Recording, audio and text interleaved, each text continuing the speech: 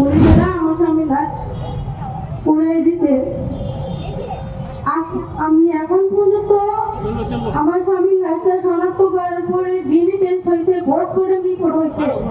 আমারে বলা হয়েছে যে ডিএনএ টেস্ট ম্যাচ করলে আমার স্বামীর লাশটা আমাকে দিয়ে দিবে, কিন্তু এখন পর্যন্ত আজকে 1 বছর পার হয়ে 1 বছর 10 দিন হয়ে গেল, কিন্তু এখন পর্যন্ত আমার স্বামীর লাশটা আমি আমার নিজ এলাকায় নিয়ে দাফন করতে পারতেছি না।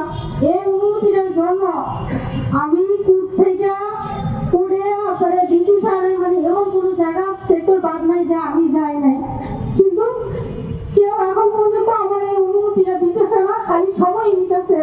সময় দিতে চাইতে 1 বছর পার হয়ে গেল, আমার স্বামী লাশটুকু আমি এখন পর্যন্ত নিজের নিয়ে যেতে পারি না। এই জন্য ছোট বাচ্চারা নিয়ে 1 বছর দিয়ে দৌড়াদৌড়ি করতেছি, আমার বাচ্চারা এখন হাঁটতে পারে না, আমার স্কুলে থাকতে রেখে।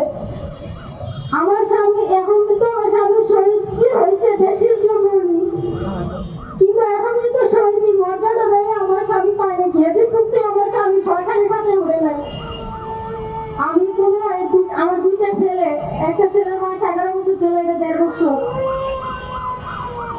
এখন পর্যন্ত আমার কোনো সরকারি ভাবে কোনো অনুদান আমার পরিবার পায় নাই। আমার স্বামী ছিল, আমার ইনকাম সোর্স, আমাদের পরিবারের আমার শ্বশুর চাকরি সবাই আছে। আমি দীর্ঘ 1 বছর ধরে অনেক কষ্ট করে জীবনযাপন করতেছি, আর মানুষের ঘরে ঘরে ঘুরতেছি যে আমার স্বামীর লাশটা যেন আমার দিয়ে দেওয়া হয়, আর আমার স্বামীর নাম যেন সরকারি তালিকায় অন্তর্ভুক্ত করা হয়, যে সে দেশের জন্য শহীদ হয়েছে, যে ও আমার সন্তান আমাকে পরিচয় দিতে পারে যে আমি একজন শহীদের সন্তান।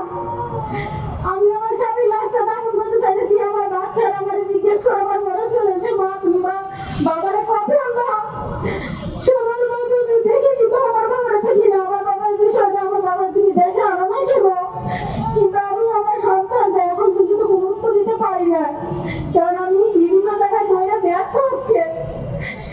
আমার 2টা সন্তানকে আমি এই জন্য সবার কাছে বিনীত অনুরোধ করবো যেন আমার স্বামীর লাশটা আমার দিয়ে দেওয়া হয়, আমি নিজ বাড়িতে মাটি দিতে পারি, আমার সন্তানদের যেন পড়তে পারি যে আমার তোমার বাবার লাশের জায়গায় তোমার বাবার কবরটারে জিয়ারত করতে পারে, আর আমার স্বামীর নামে গিয়ে জন্য হয়।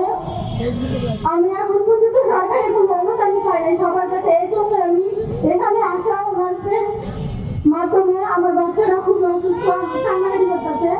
আমি এখন যাবো আমার